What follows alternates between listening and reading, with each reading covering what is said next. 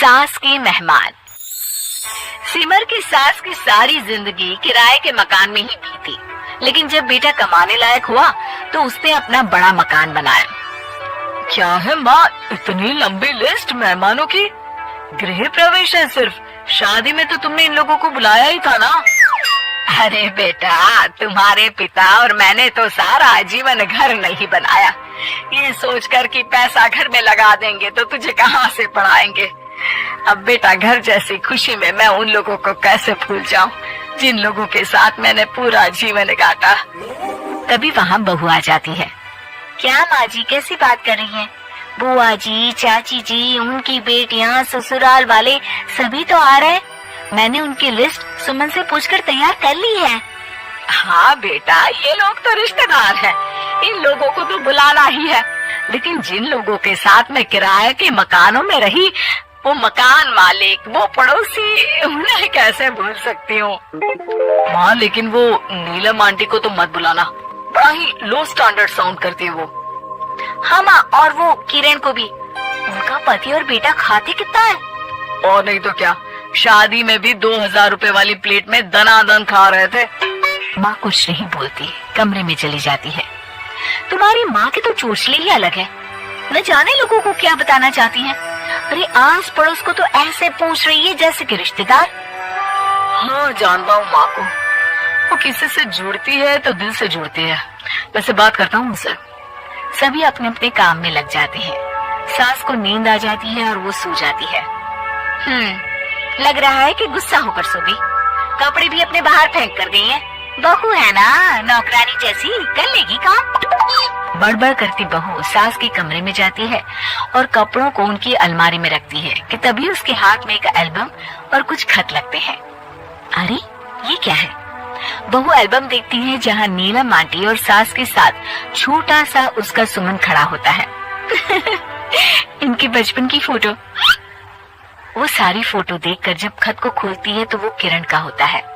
बहू खत पढ़ने लगती है।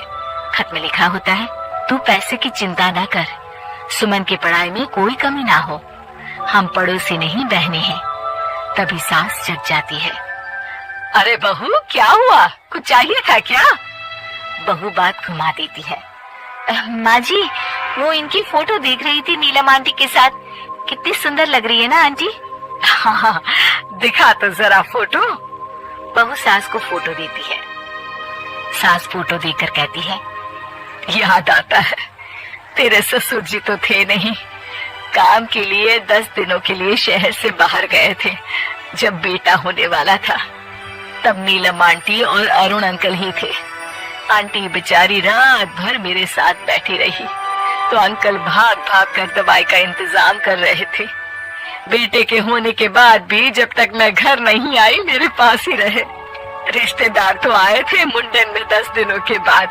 बहू सुनकर खुश होती है, तभी नजर खत पर पड़ती है। माँ, ये किरण आंटी को आपने पैसे वापस कर दिए? हाँ, वो भी समझ कैसे कैसे किए मैं ही जानती हूँ। सुमन की पढ़ाई के लिए पैसों की जरूरत थी। रिश्तेदारों ने तो साफ बोल दिया था कि किसी होटल में काम पर लगा दो। कई लोग बर्तन धोने के साथ पढ़ाई करते हैं, लेकिन किरण आंटी, उन्होंने अपने बुढ़ापे के लिए बचाए हुए पैसों को सुमन की पढ़ाई के लिए दे दिए। यानी कि आज ये जो कुछ भी है वो किरण आंटी के कारण ही ना? हाँ बहू, ऐसे ऐसे पड़ोसी हुआ करते थे जो किसी रिश्ते के नाम से नहीं बल्कि अपनेपन से भरे थे। फिर सास का बोलने का रुख तीखा हो जाता है। और फिर भी देख, सुमन इन लोगों को भी नहीं बुलाने दे रहा है। माँ, मैं बात करती हूँ, ये लोग सिर्फ आएंगे ही नहीं, हम लोगों के साथ रुकेंगे भी घर में, रिश्तेदारों की तरह। सास बहू बेटे से पूछकर एक एक घर जाकर पड़ोसियों को एक दिन रहने का न्योता दे आते हैं। और फिर वो दिन भी आ जाता है जब घर में गृह प्रवेश होता है। अरे हम लोगों का कमरा कहाँ है? बड़ा कमरा देना हम लोगों को, खुला खुला।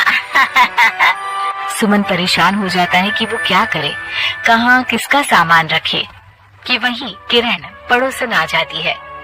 अरे सुमन, परेशान ना हो बेटा, हमारे कमरे में रख दो उन लोगों का सामान, हम तो तेरी माँ के साथ ड्राइंग रूम में एडजस्ट हो जाएंगे। और हमारा कमरा कहाँ है? सुमन, जरा सामान कमरे में तो रखवा दो। अरे ये क्या, मेरे कमरे में तो सफाई ही नहीं है। अरे बता देती सुमन, हम कहीं और रह लेते। तभी वहाँ नीलम झाड़ू लेकर आ जाती है। अरे बबली दीदी कैसी बात कर रही है, चलिए मैं साफ किए देती हूँ कमरा। वहीं मामी जी भी आ जाती हैं। अरे सुमन दीदी, सबसे छोटा कमरा हम लोगों को ही देना था क्या? मायके की कोई परवाह नहीं है। वो मामी जी, किरण आंटी और नीलम आंटी की फैमिली एक ही कमरे में है ना, तो इसलिए आप और मामा दो ही तो लोग हैं। तो मामी तो बहू के मुंह से ये बात सुनकर गुस्से से लाल पीली हो जाती है। अरे वाह जी वाह, बहू की जुबान तो देखो कितना बोल रही है। इतना बोलने वाली बहुएं भी होती है क्या? और रहने दो, जब मेरी बहन ने ही मेरे बारे में नहीं सोचा तो किसी और से क्या उम्मीद करे। दोनों सामान पैक करके घर से निकल ही रहे होते हैं कि नीलम आ जाती है। अरे राकेश भैया, मैं भी सुमन की तरह ही तो हूँ। आप तो हम लोगों को इतने साल से जानते हैं। ओ हाँ, तुम लोग तो मेरी बहन से चिपकी रही गोंद की तरह। खैर कोई बात नहीं, रहो बड़े कमरे में। तभी अरुण वहाँ आ जाता है, जो नीलम का पति है। अरे अरे भाई साहब, थोड़ा तो वक्त दीजिए, हम सारे छोटे